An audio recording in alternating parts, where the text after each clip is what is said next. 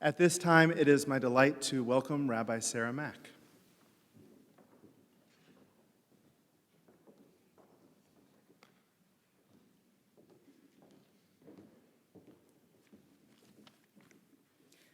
What a joy it is for me to be with you this evening. There is really no greater pleasure as a rabbi than to have the opportunity to install one of one's students in a pulpit as warm and loving and beautiful as this one. So it's an honor to be here. Thank you. And I want to share a story. It's a story that Rabbi Gutterman often shared with me, sometimes during the Micha Mocha. It's a story about the fundamentals of being a rabbi. Once upon a time in a city much like Cincinnati, there was a rabbi of a large synagogue. He was beloved and adored and lovingly tended to his flock each and every Shabbat, praying with intention, speaking with meaning. His colleagues and his congregants knew his routine. Before each service, he would go into his office. He would unlock the top drawer of his desk, and he would stare intently at what lay inside. And then solemnly, he would lock up the drawer, go into the sanctuary, and lead the service. Each week, the same routine. His congregation was mystified. What was in the drawer, they wondered.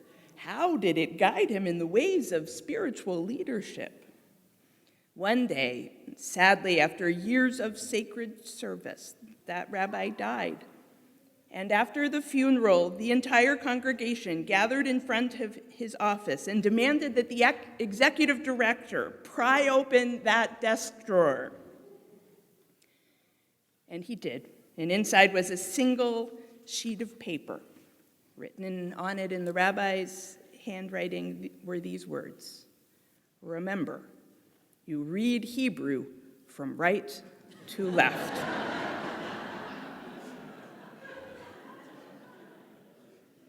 Sometimes the rabbinate is filled with beauty and mystery, and at other times, less so. It is the details and logistics that guide us through this daily work that becomes sacred through the relationships that we build.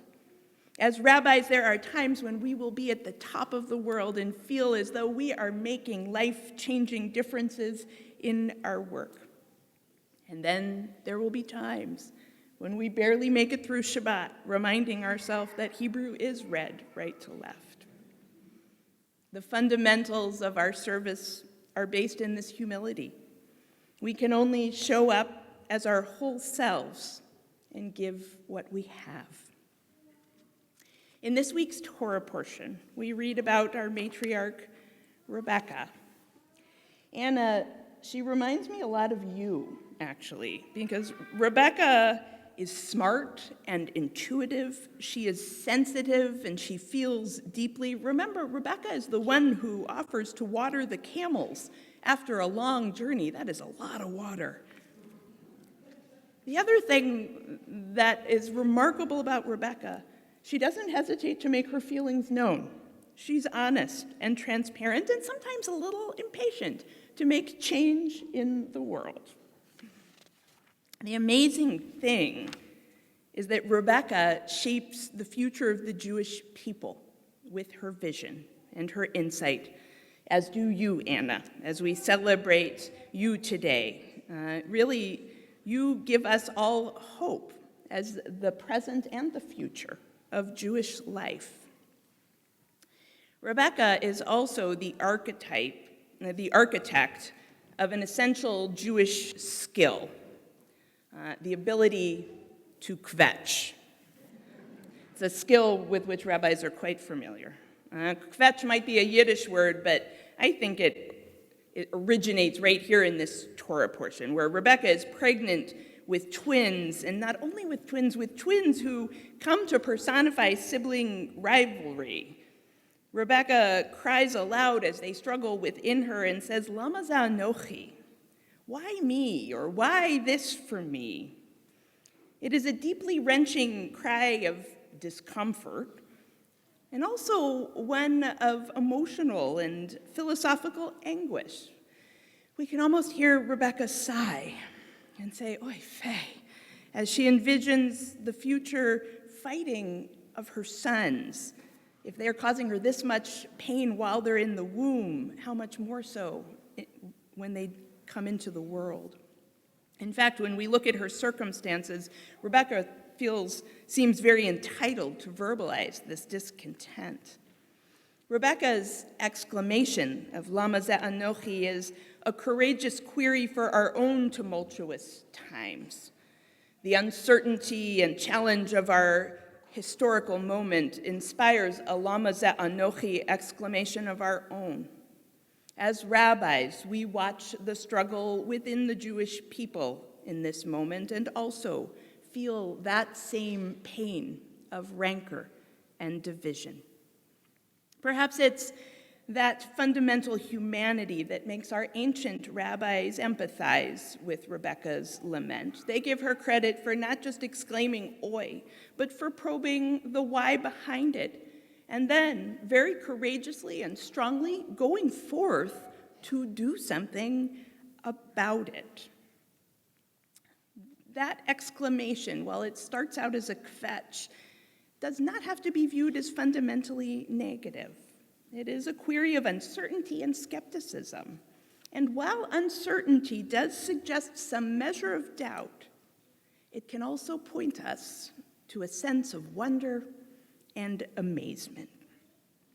Anyone who has ever made the decision to take on a challenge knows that with the commitment to build and to grow, sometimes comes frustration and struggle. And also, with that, the possibility of joy and satisfaction. Rebecca's Lama ze anochi cry articulates both of those. And both of those are part of the rabbinate, Anna. It is both filled with frustration and struggle and a tremendous amount of joy and satisfaction. So I have known our Anna since she was a young student. She would sit in front of me in the junior choir, wearing Mary Janes and tights and singing. And each Shabbat she'd say to me, "Rabbi Mack, I like your shoes." Together over the decades, Anna and I have discussed the Torah of footwear. And we have realized that sometimes it is actually about the shoes. Not always, but sometimes. Anna has always had a fantastic sense of humor and a no-nonsense approach to the world.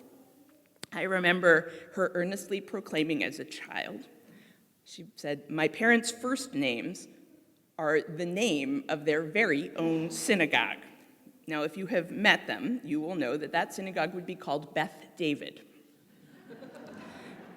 I know that Beth and David Myers are sending their love and pride to you tonight.